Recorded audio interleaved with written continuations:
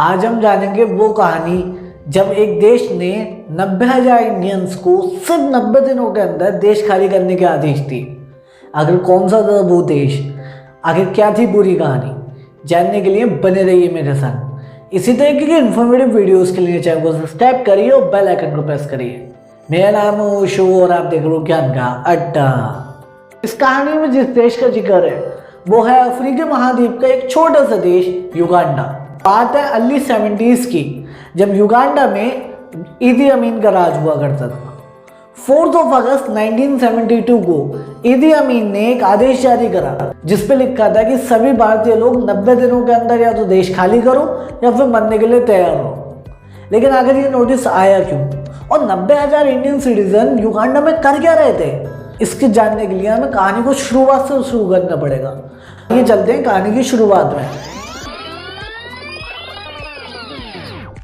कहानी की शुरुआत होती है 1890s में, जब इंडिया पे ब्रिटिशर्स का राज था और इंडिया के साथ साथ युगांडा पे भी ब्रिटिशर्स का कंट्रोल था। इस समय तक ब्रिटिशर्स इंडिया में रेलवे लाइन बिछा चुके थे।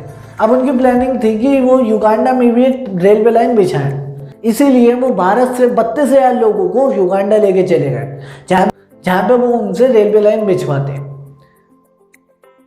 ये 32,000 की संख्या 1971 आते आते 90,000 तक पहुंच गई। ये सभी इंडियंस युगांडा में खुशी की जिंदगी बिता रहे थे। फिर साल आता है 1970s, जब 1970s की स्टार्टिंग में ही ईदी अमीन, जो कि युगांडा मिलिट्री का एक ऑफिसर था, युगांडा में तख्ता पलट करता है और वहाँ का प्रेसिडेंट बन के बैठ जाता है। अपने प्रेसिडेंट बनने के एक साल के बाद 4 अगस्त 1972 को ईदी अमीन ने एक ऐसा नोटिस जारी करा जिसने पूरी दुनिया को हिला के रख दिया, क्योंकि उसमें लिखा था कि सभी एशियन सिटीजन्स देश को 90 दिनों के अंदर खाली कर दो, वरना उसके बाद जो होगा उसके लिए आप ही जिम्मेदार हो। और युगांडा में मौजूद इंडियंस के पास देश छोड़ने के अलावा कोई रास्ता नहीं बचा, क्योंकि अगर वो देश में रुकते तो उनकी मौत निश्चित थी। इसीलिए वो सब लोग अपनी ज़मीन जायदाद सब छोड़ छाड़ के दूसरे देशों में जाने लगे। लेकिन उनके सामने ये सवाल बहुत बड़ा खड़ा हो गया था कि आखिर वो जाते कहाँ, क्योंकि जब वो युगांडा आए थे तो पाकिस्तान का अस्तित्व भी नहीं था। लेकिन अब वहाँ पे 2 देश थे, इंडिया और पाकिस्तान। तो आखिर वो जाते कहाँ, क्योंकि अब रायता फैलाया था ब्रिटिशर्स ने, तो इस रायते को समेटने का काम भी ब्रिटिशर्स ने करा और तकरीबन 27,500 रेफ्यूजीज ब्रिटेन पहुंचे। कुछ कनाडा गए, 4,500 के अराउंड इंडिया में भी आए, कुछ केनिया चले गए और कुछ लोगों को पता ही नहीं लगा कि वो कहाँ गए।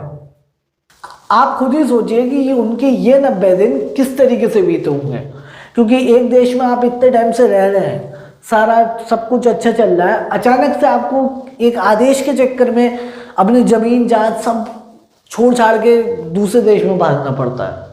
और उसमें भी जान का बहुत ज़्यादा खतरा है, क्योंकि उस समय भी कब कौन किसको मार दे कुछ पता नहीं था। यहाँ पे आपको ये बात भी पता होनी चाहिए कि जिन लोगों को ईदी अमीन ने अपने देश से निकाला था वही लोग उस देश में 90% से ज़्यादा टैक्स पे करते थे। यहाँ पे ये सवाल खड़ा होता है कि आखिर ईदी अमीन ने ऐसा करा क्यों, क्योंकि कोई भी देश ऐसा नहीं जाएगा जहाँ से उसको सबसे ज़्यादा टैक्स मिलता है वो उसी को ख़त्म कर दे। आखिर ईदी अमीन ने ऐसा करा क्यों, इस पर तो काफ़ी सारी थ्योरीज हैं। जैसे कि कुछ लोग मानते हैं कि ईदी अमीन को सपने में भगवान आए थे, उन्होंने ये बात कही थी। लोगों को मानना है कि उसको एक इंडियन लड़की से प्यार हो गया था, लेकिन उस लड़की ने शादी करने से मना कर दिया, जिसकी वजह से उसने बदले में ये सब करा। तो कुछ लोगों का मानना है कि ब्रिटेन ने उसको वेपन देने से मना कर दिया था, तो इस चक्कर में उसने रिवेंज लिया। लेकिन जो सबसे ज़्यादा प्रचलित और सबसे भरोसेमंद थ्योरी है तो वो ये है कि युगांडा में maximum of successful business and companies Indians के द्वारा ही ओन करी जाती थी। ज़्यादातर इंडियंस वहाँ पे बिजनेस करते थे और युगांडा के लोगों के पास उन्हीं बिजनेस के अंदर वर्क करने के अलावा कोई ज़्यादा चांस नहीं था। इसी बात से नाराज हो गए ईदी अमीन ने ये फैसला लिया ताकि उनकी इकोनॉमी किसी और देश के लोगों के हाथ में ना हो, बल्कि उन्हीं के देश के लोगों के हाथ में हो। क्योंकि ईदी अमीन ने जैसे सोचा, क्योंकि इसका हुआ बिल्कुल उल्टा। जैसे ही ये लोग सब चले गए, सारे बिजनेसेस ठप हो गए, सारी सक्सेसफुल कंपनीज ठप हो गई। भले ही युगांडा के लोगों ने उनको रन करने की कोशिश करे, लेकिन वो सक्सेसफुल नहीं हो पाए। और सन 1980 आते आते युगांडा का टैक्स कलेक्शन सिर्फ 30% रह गया था। और यहाँ पे ये बात क्लियर हो चुकी थी कि वो जो फैसला था वो बिल्कुल ही गलत था, वो उस पर ही बैकफायर कर गया था।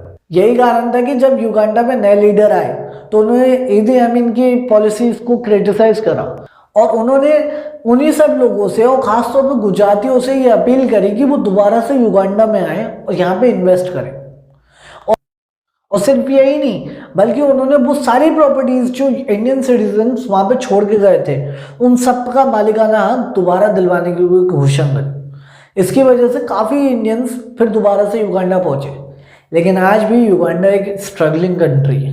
यहाँ पे मैं आपको ये बात बता दूं कि ईदी अमीन ने जिन लोगों को निकाला था उनमें से मेजॉरिटी ऑफ लोग आज सक्सेसफुल बिजनेसमैन हैं।